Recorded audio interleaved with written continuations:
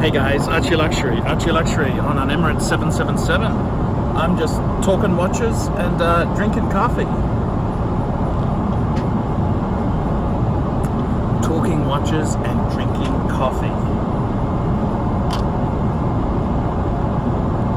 In business class on Emirates. Hi guys, Paul Pluta on the Paul Pluta channel. Today guys, I'm doing paid reviews. This is AU36. AU36. And on this video here today, this is for Matt. And let's do a quick wristwatch check because I invented the fucking wristwatch check. And I'm wearing Patek Philippe 5127. Patek and pussy. That is the meaning of life. Patek Philippe and pussy. Patek and pussy, fuckers, PP. That is the meaning of life. I've got the deployment buckle. It's going good, man. Here we go. Dear Paul, aka ArchieLuxury, I enjoy your videos and highly respect your insight. I currently have an Omega Speedy. I bought a, by the way, guys, because I've been a bit depressed lately with the suicide attempts of a family member, I bought some reduced juice. That's right, guys, reduced juice.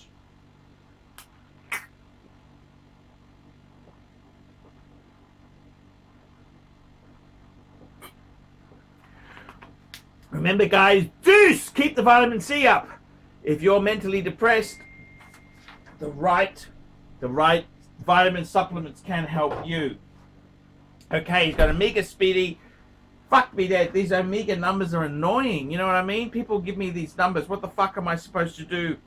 I really wish, you know, Omega has the most stupid fucking numbering convention here. It's a 357 45100, and that is just the standard moon watch. It's a moon watch, man. Moon watch. It's a moon watch. Okie dokie. So it that watch there itself there, I think it is. Is it the standard moon watch? I think. Okay, Apollo. Look, he's got a Speedy. He's got a nice Speedy. I think that uses the 8. Is that the? No, it's the. Oh, okay. What's that model there? It's actually the Speedmaster Professional. This is the Apollo. The Apollo 17 Last Man.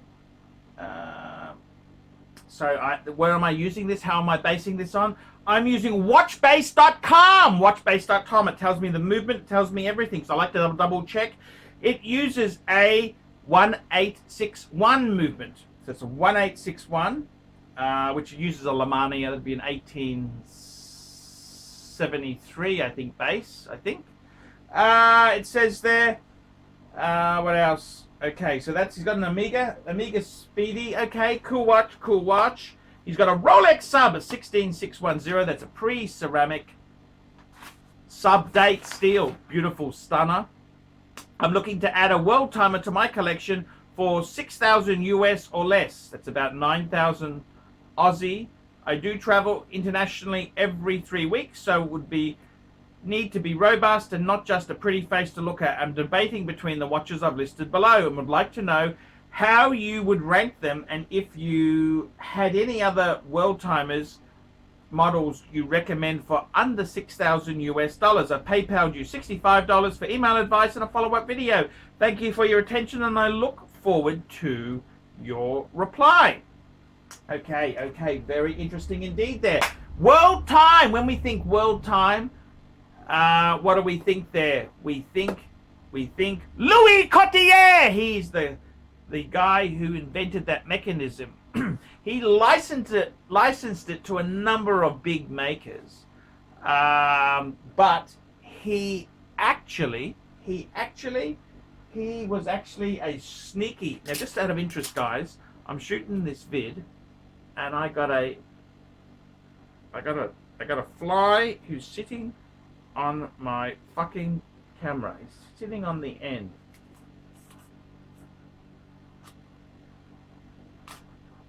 Oops, that wasn't a good move. put it into auto. Sorry, I'm just going to take this photo. Ah, the fucking thing's moved off my... I was going to take a photo of this fly sitting on my camera. There, the bastard's gone now. Okay, no worries, that's okay. Okay, that was okay. Sorry about that there. Sorry. Okay, so with these world timers there, he licensed it. This is this Louis Cottier. He licensed it to a number of people. The most famous firm who is associated with world timers, Patek Philippe. Patek Philippe worked with this movement. And what happened in this is like modern history, in the late 90s, Patek released, for the 2000 season, they released the WorldTime, the Patek Philippe WorldTime. And I happen to have one just here. I have the yellow gold one. So this is basically, I think, the most, when you think of a WorldTime, probably the platinum one with the blue middle is the schmicko one to have. But I got a yellow gold one, couldn't afford the platinum. I think this is the most beautiful WorldTime of all time. Okay, so that is where it's at. Now I got to tell you, these Pateks 5110s, they were a bit soft for a while. They've gone up a bit. You're probably looking in the 20s US. So unfortunately, this $6,000 budget doesn't cut it. The previous model to this, the 2523, they're about $1 million.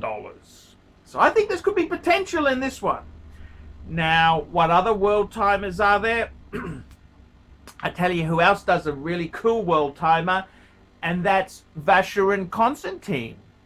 They have a beautiful, they actually have a couple of world timers. They did one in the overseas case, and they've also done one in more of a conservative sort of dress watch genre.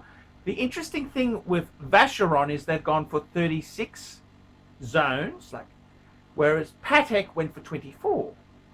So the Vacheron one is better, but that doesn't mean it's the most iconic. If you're thinking world time, the most iconic world time is the Patek Philippe. And I think the 5110 is the most iconic model. So then we talk about what else is there. Who else did world time? JLC, Jaeger-LeCoultre. They have released some absolutely stunning world timepieces as well. Now, the thing is, the problem is, these are all over our $6,000 budget. All over the $6,000 budget. And this is the problem, because let's have a look at what he suggested. He's come back to me. So this is a man who's got two icons. He's got the Speed Master as his chronograph. He's got a Rolex Submariner as his diver. And he wants a world time for 6,000 or less. That's not a small budget. That's fair budget. So he's looking at a Mont Blanc reference 116533. He's looking at a Nomos Zurich 805. He's looking at the Frederic Constant FC718MC4H6. And he's also looking at the Baume & Mercier Boring Accountant Watch MOA10106. So what do I think of those four pieces there? And I've got to tell you the honest truth. I am the pontiff, and I want to be honest and true to form and tell you honestly, they are all fucking garbage. They are fucking garbage. They're fucking garbage. Mont Blanc, fuck. I hate Mont Blanc. I mean, I love Mont Blanc for writing instruments, you know. Actually, a lot of their fountain pens have a lot of fucking plastic.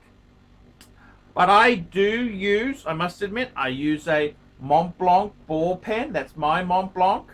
It's the Burgundy. Yes, I like to be a little bit different. It's my Burgundy ball pen. I quite like that. I Mont Blanc, as far as a watchmaker goes, fucking garbage. They are fucking garbage. They took over Minerva. Minerva was a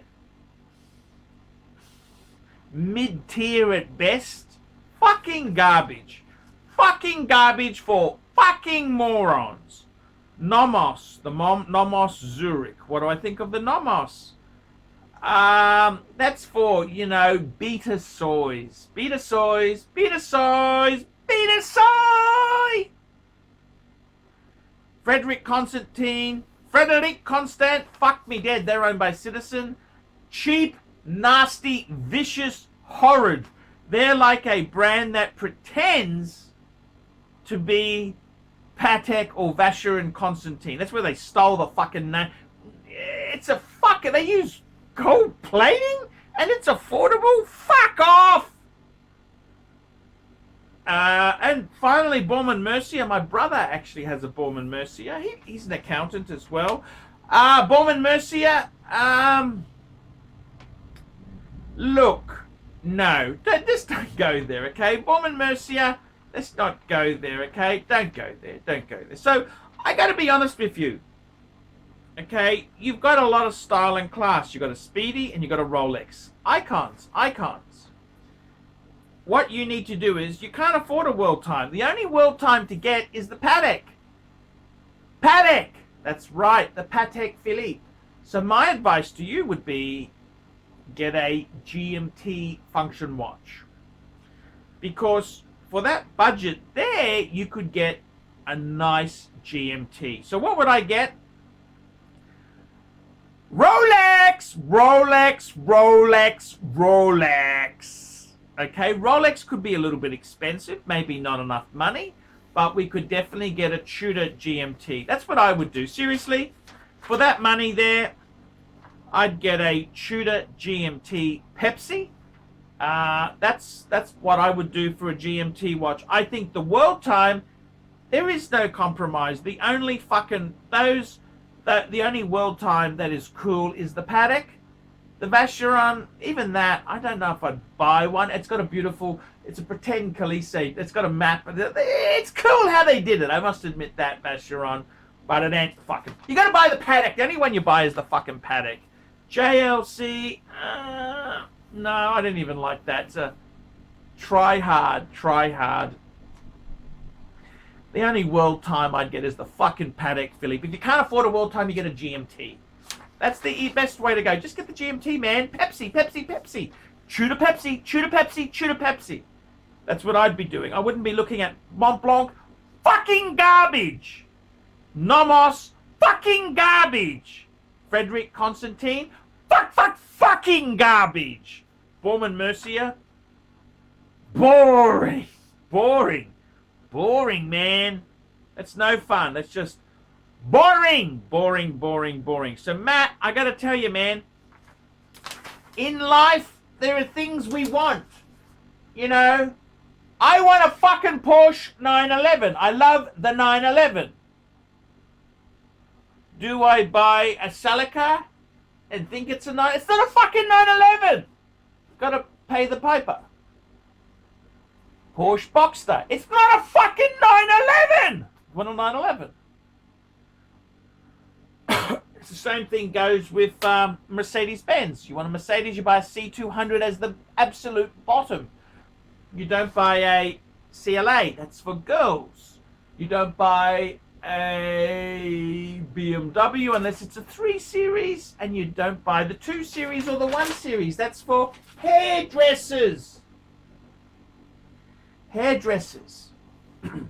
Unfortunately, in life, there are many things we can't afford. That is life. Now, I can explain this to you because you've already got a Rolex, you've got a Speedy and a Rolex. They're 2 good pieces. But let's not get full of ourselves and think we can have everything we want affordable. This is not preschool where everyone gets a prize. This is not preschool where everyone gets a prize. You've got to save the fucking coin. Patek hurts. Patek it fucking hurts, man. I know. Fucking dear. And what I'm going to do is I'm going to mix some juice, put a bit of soda water in there. I mean, fuck, man. I know. Life is a fucking bitch. It's a fucking bitch. I mean, I would like to say to you, yeah, get the Frederic Constant, you know, or the Mont Blanc. Yeah, man, cool. Let's join the club. It's fucking garbage. It's fucking garbage. And let me tell you, I knew this cunt many years ago. This is, over 10 years ago. I wanted to start a watch business. And I gave, a guy had a second-hand. He used to sell second-hand wares. I lent him an Explorer 2. The cunt put massive scratches. Guess what watch he used to normally wear? Mont Blanc. Mont Blanc. Mont Blanc, that's it.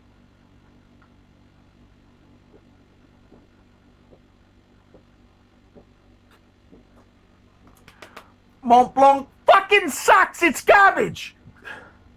Nomos for Beatersoys. Beatersoys who didn't get the promotion. Frederic Constant. That's fucking cheap shit. And what's the other one? Boom and Mercier. Fuck me dead. Come on. Mission Brown was never cool. Mission Brown was never cool. So don't buy that. You gotta man up. You can't afford it. You can't afford what you should buy. Therefore, get a Tudor Pepsi GMT.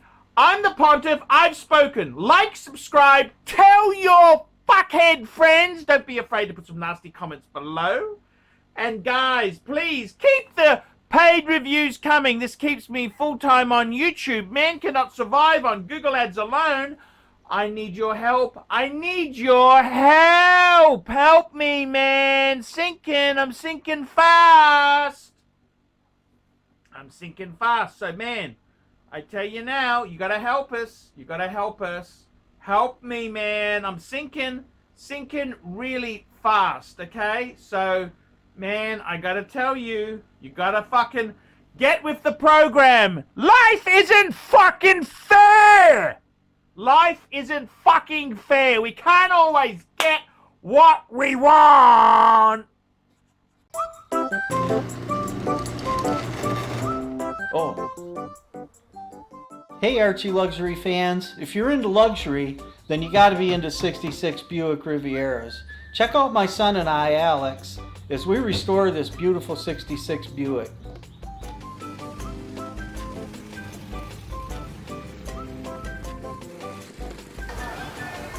Neighbors are having a picnic, you know, having fun and stuff. Me, I'm doing cars. It's what I've done my whole life.